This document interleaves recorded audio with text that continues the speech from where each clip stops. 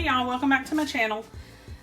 Today I wanted to show you a few 3-ingredient meals.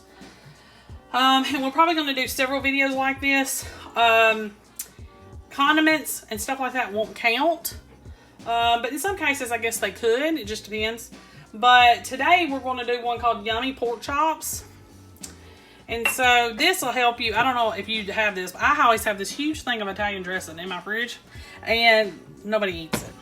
I use it for like recipes or whatever. Well, half the time I don't have any recipes. Once in a blue moon I'll have a recipe where I use it. So this will kind of help if you have some Italian dressing to get rid of. So you need to take a bowl and put about 2 cups worth of Italian dressing in it. You're gonna need about 1/4 cup of soy sauce and about 1/2 teaspoon of pepper. And I got a boneless pork loin because that is a lot cheaper than pork chops. And I cut my own. So I just cut them. And you can cut them as thick as you want to, you know, or thin, whichever. And this is like just a real quick dinner that's not really going to take long at all. So I'm going to go ahead and put as many pork chops in here as I can get, which probably will not be the whole platter of them.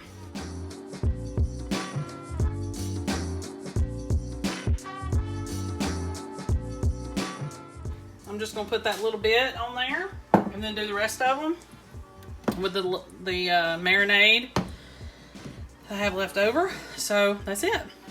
So you let this simmer until the pork chops are done and your 3-ingredient meat for this meal is done. And then you pair it with a few sides and you're all ready. Okay, y'all, so this didn't take any time at all. It took less than 10 minutes.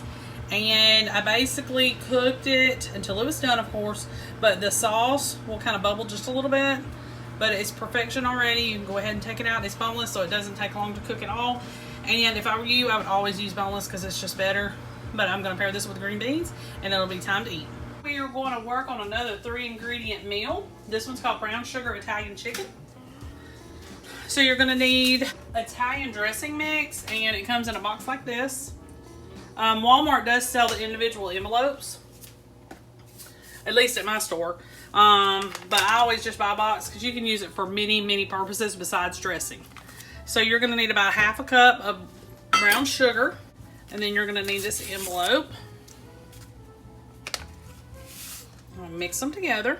You will also need to preheat your oven to about 425 and line you a baking dish with some foil. I already lined my baking dish and I sprayed it. And you can either do 4 boneless, skinless breasts, or you can do 5 or 6. I just chose to do 4. I took 2 of my breasts and I just cut them sideways, horizontally. And that gave me 4. I did that because I didn't want the real thickness of the meat.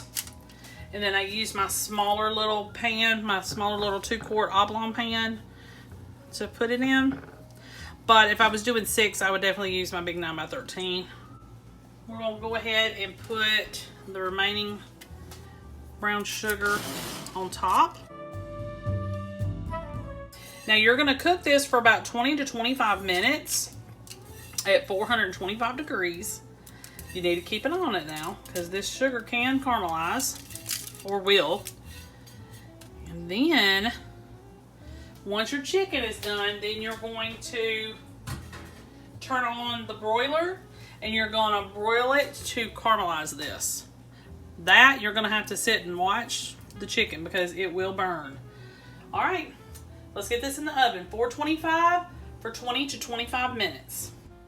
Okay, y'all, so this is the finished product. I could have let the broiler caramelize the brown sugar just a little bit more, But I decided to go ahead and stop it because I didn't want it to get, you know, too rubbery, because, you know, chicken, if it's overcooked, it doesn't do well. So I'm just going to serve it with some green beans. A roll on the side would be nice as well. And that is it today for our 3-ingredient meal. I'll see y'all next time.